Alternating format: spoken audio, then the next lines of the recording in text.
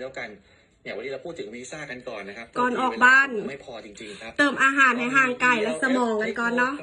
ปรับฐานนะครับ ACLS กับอินมาติประมาณนี้หุ้นที่ watch list นะครับ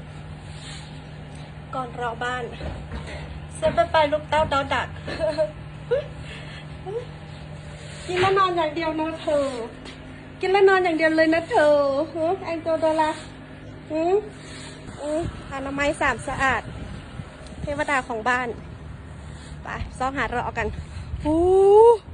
มีลมอยู่แต่ว่าอากาศร้อนแหงมาจอบเมียบล็อกก่อนฮัลโหลมันนี่ฮัลโหลมันนี่ nothing ไปหาเรารินเลาะยางเราซอกอันแซ่บๆมากินมามื้อนี้พอดีออนเซล2 หน่วยตะดอนส่วนหัวใส่อ้ายเอาหน่วยแดงแรงหวานหน่วยเขียวพอเอาสิหน่วยละ2 ดอนหมักมี่กับมีหนูบอกไง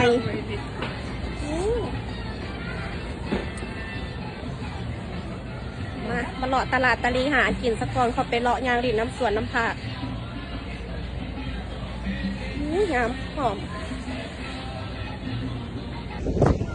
ยางรินใกล้บ้าน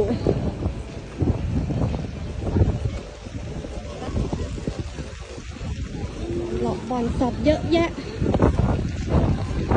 มาบอลที่ลูกมาตามเคยเนาะ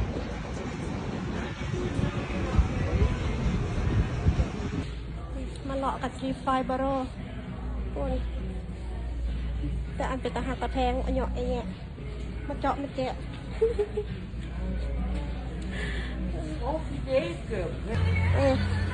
ช้อปปิ้งแล้วเลาะแล้วกลับบ้านจ้าฮ้อนหลายตามกันไปแดดไงรถตำรวจหาเข้ามาตามกันยังไงปีนแปะกันคนเอาของไฟของมันคนเอาอุ้ยไม่ได้ไปรอผักซ้ำฮ้อนหลายไปมืออื่นก่อนถึงจะไปเมื่อเล่ผักอุ้ยมองหามองแรงหุ่นเด้อบ่ไหวหามองแรงหุ่นซอกยางเอาขี้โพนลง ปล่อยลูกๆเขาออกมาแลนแมนบ่เนาะฮ้อนคุณนะ3 โมงไอแดดนะไปเลาะช้อปปิ้งแล้วสิไปเลาะผักต่อไปเลาะไปเมื่อเล่ผักน้องทักกับเลยพอดีผักที่สุด2 ผักนี่จังไงลูกฮ้อนยังนี่ยังมาต้อนบ่มีถ้อยมาต้อนมานี่ฮะแองโจดาราบอกมาสวัสดีลูกฮะดาราไปสระ